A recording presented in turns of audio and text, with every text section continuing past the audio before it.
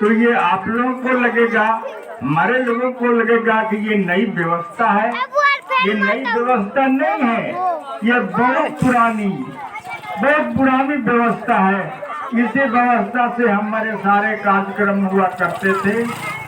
आज लोगों ने कहा, हमारे बहुत सारे दोस्तों ने कहा कि वीरेश बौद्ध जी अकेले इस गांव में हैं और इस तरह का इन्होंने संदेश लोगों के बीच में दिया है। तो मैं ये कहूँगा कि वो अकेले नहीं है। मेरा अपना समझ है कि वो अकेले नहीं है। इसलिए नहीं है कि बलि दी जाती है भेड़ बकरियों की, शेरों की नहीं। क्योंकि एक शेर को देख करके हजारों गिद्दड़ हैं, जितने भी गिद्दड़ हैं वो भाग जाते हैं। तो हम आज उनको शेर की उपाधि देती हैं कि वीरेश बाबू ये शेर हैं, कि शेर के सामने शेर को देखते ही सारे जानवर भाग जाते हैं। तो हमारे आप लोग ये नहीं समझे कि ये वीरेश जी अकेले हैं। अकेले नहीं हैं, हम सब उनके साथ। जिस तरह से हमने आपको उदाहरण दिया है कि बलि दी जाती है भेड़ बकरियों की, शेरों की नहीं, तो ये शेर हैं। अब आगे चलिए कि हम ये क्यों करते हैं, हम क्यों करेंगे, ये कौन करेगा? कोई करके नहीं देगा, हमको खुद करना होगा। तो उसको हम कैसे कहते हैं, हम उस किस तरीके से इसको हम जनता के बीच में, ऑडियंस के बीच में लाते हैं? तो हम कहते हैं कि ख्वाहिशों से गिरते नहीं फूल झोली में, ख्वाहिशों से गिरते नहीं फूल झोली में, कर्मों के साथ को हिलाना होगा। कुछ नहीं होगा अंधेरे को कोसने से, अपने हिस्से का दिया खुद जलाना होगा। तो साथियों, ये सोचेंगे कि वीरेश जी ने कर लिया, हमारा काम तमाम हो गया, तो ऐसा कुछ नहीं है। अपने हिस्से का काम आपको खुद जलाना होगा। जिस तरह से हम अपने घर में दिए जलाते हैं, उसी तरह से ये समाज के लिए हमें एक एक आदमी खड़े होकर के और उस सारी गली व्यवस्था को, जिन्होंने अभी आपको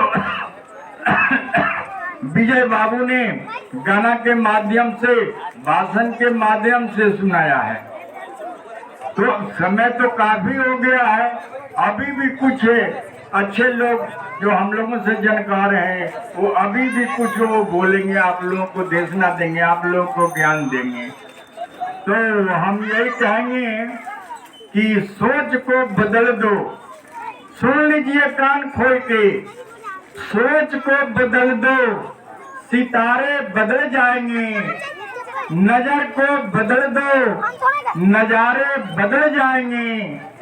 किश्तियां रोकने की जरूरत नहीं, दिशा को चेंज कर दो, आप खुद किनारे लग जाएंगे। तो जब तक इस देश में आप अपने के, उसको अंग्रेजी में कहते हैं self help is the best help, आप अपना काम खुद करेंगे। क्यों नहीं करते खुद? क्योंकि आप अज्ञान है।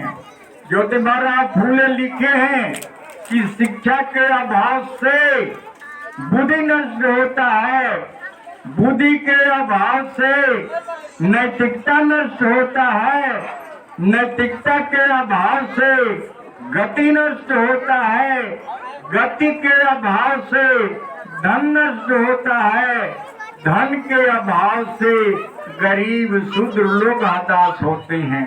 ये सब कैसे होता है? अकेले अज्ञान के कारण होता है। तो हम लोगों को अपनी अज्ञानता को याद करना होगा कि आज से हम इस काम को, गलत काम को हम नहीं करेंगे। तो जिस दिन हमारी समाज के लोग भाग्य और भगवान पर भरोसा करेंगे, उनका विकास नहीं होगा। ये मेरा दावा है, हमारा ही दावा नहीं है, ये पूरे देश का दावा है। फूल गोद में कांटों के पला करते हैं, चुनौती दे मौत को वीर चला करते हैं, यूं तो चिराग जलते हैं हर महफिल में, चिराग वो है जो तूफान में जला करता है। तो साथियों, आप लोगों को ये कसम खानी होगी कि हम गलत काम नहीं करेंगे। जिस दिन आप अंधविश्वास पाखंड को अपने दिल से निकाल देंगे, आपको यहाँ समृद्धि समृद्धि होने लगेगी। जब आपके अंदर शांति आएगी तो आपके घर में समृद्धि आएगी।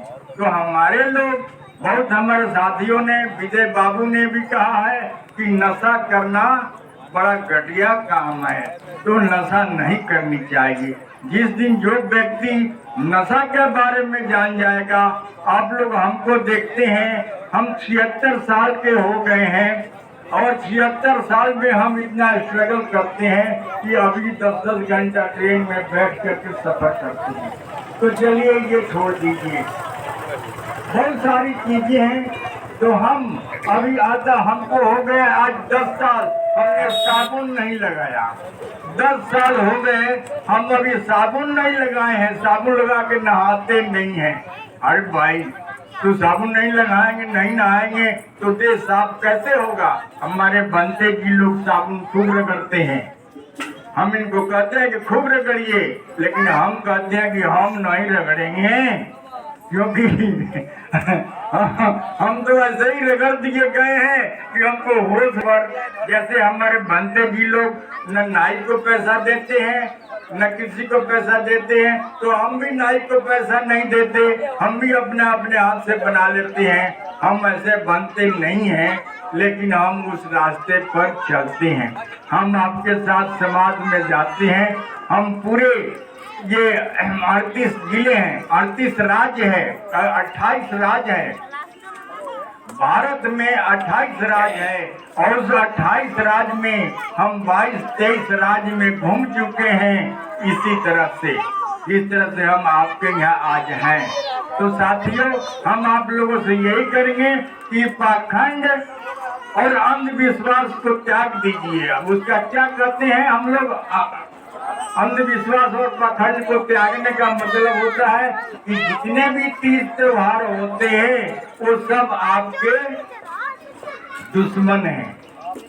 हमारा रात दिन का यही काम है, पढ़ाई करने का, खाना खाना, पढ़ाई करना और घूमना। आपके गांव में चले जाएंगे, उनके गांव में चले जाएंगे, ये बाबूजी के घर में चले जाएंगे। हमारा घर यहाँ से 63 किलोमीटर दूर है, 63 और 5 58 किलोमीटर, 68 किलोमीटर घर दूर है। फिर भी हम आपके यहाँ आए हैं। क्यों आए हैं? हमको मैंने, ये हमारा काम है, हम ये अपने आप को समझते हैं कि हम समाज में जाएंगे। जिस तरह से आपने बाबा गाजगे को सुना होगा, निरक्षर थे, उसी तरह से हम भी निरक्षर हैं, हम भी पढ़े लिखे नहीं हैं, हमको भी पढ़ने नहीं आता है, लेकिन आपके साथ में आते आते देखते देखते कपड़ा पहनने का आ गया, खाने का आ गया, तो ये आदत पड़ गई। तो हम यही कहेंगे कि जिस तरह से आपने अपने आप को परिवर्तन किया है, घर कोठी बन गई है, ईंट का नहीं था, दरवाजे लग गए हैं, चेयर कुर्सी वगैरह सारे चीज आपकी व्यवस्था है। हमारे बाप दादा के बाद में इस तरह का व्यवस्था नहीं था। तो ये समझना होगा कि ऐसे कैसे क्यों हुआ है। तो जब हम अंधविश्वास में रहेंगे, पाखंड में रहेंगे, हम किसी की आलोचना नहीं करते। हम ब्राह्मणवाद चाहे मनुवाद हो, चाहे किसी की, हम उनकी बात कहेंगे। हाँ, उन्होंने अपने शास्त्र वेद में लिखा है, 4 वेद होता है, 6 शास्त्र होता है, 18 पुराण होता है कि पूजहि विप्रशील गुणहीना, शूद्र न पूजहि वेद पर बिना। आप चाहे कितना भी विद्वान हैं, ये दलित शोषित समाज के, जो बहुजन समाज के लोग होते हैं, बहुजन समाज किसे कहते हैं? जो बहुत सारा लोग हैं उसको, जिसको कहते हैं, आप 4 वर्ण होता है, ब्राह्मण, क्षत्रिय, वैश्य, शूद्र। तो इस देश में चौथे वर्ण का लोग को शूद्र कहा जाता है। तो चौथे वर्ण के शूद्र में कौन कौन लोग आते हैं ये भी जान लेना चाहिए। आप ये समझते हो कि हमसे बड़ा अहिर भाई है, अहिर समझता है कि हमसे बड़ा कोयरी आदमी है, कोई कोई कहते हैं ना, कोई ये मौर्या कोरी, तो ये सब लोग क्या है, ये सब लोग शुद्ध, जो बहुजन समाज के 85% के लोग हैं, ये लोग सब लोग शूद्र समाज के लोग हैं। तो जिस दिन ये हमारे शूद्र समाज के लोग इकट्ठे हो जाएंगे, तो आप इसको जिस व्यवस्था में जी रहे हैं, उस व्यवस्था को आप बंगाल के खाड़ी में दफना सकते हैं। लेकिन ऐसा नहीं है, क्योंकि हमारे कुछ लोग हैं तोता गुलाम है, तो कोई तीतर गुलाम है। तो ये तोता और तीतर गुलाम की बात हम करने लगेंगे तो समय ज्यादा लगेगा। तो इसलिए हम यही कहेंगे कि जो जैसे वो पुजारी का तोता होता है, तो तोता पढ़ाता है, तो पुजारी पढ़ाता है, साधु पढ़ाता है कि मदारी आएगा, बहेलिया आएगा, दाना डालेगा, जाल, बहेलिया आएगा, जाल बिछाएगा, दाना डालेगा, लोभ से उसमें फंसना नहीं। लेकिन हमारे लोग इस बात को समझते नहीं है। तो वहाँ पर बहेलिया जाता है, जाल बिछाता है और दाना डालता है। दाना डालने के बाद में वो अपना रट लगाते रहते हैं। वो जाल में भी फंस जाएंगे, लेकिन वही रट लगाएंगे कि बहेलिया आएगा, जाल बिछाएगा, दाना डालेगा और लोभ से उसमें फंसना नहीं। तो ये हमारी बात समझ में आ रही है ना। तो हमारे लोग अभी वो बहेलिया के तोता के तरफ है। तो ऐसे ही है, आज हम ये श्रद्धांजलि सभा में आए हैं। श्रद्धांजलि सभा में आपको जो भी है, जिस तरह से हमारा व्यवस्था है, उस व्यवस्था को आपके सामने उजागर कर रहे हैं। तो ये आप लोगों को, हम लोगों को ये समझना होगा। तो साथियों, अब ज्यादा कुछ भाषण नहीं देंगे, हम इतना भाषण देने वाले भी नहीं हैं। हम तो एक साधारण सी पुस्तकें बेचते हैं और उसी में हम आप लोगों की सेवा आएंगे। आप जय जय संविधान, जय विज्ञान और जय इतिहास की बात आपको बताते हैं। और यही कह करके मैं अपनी जगह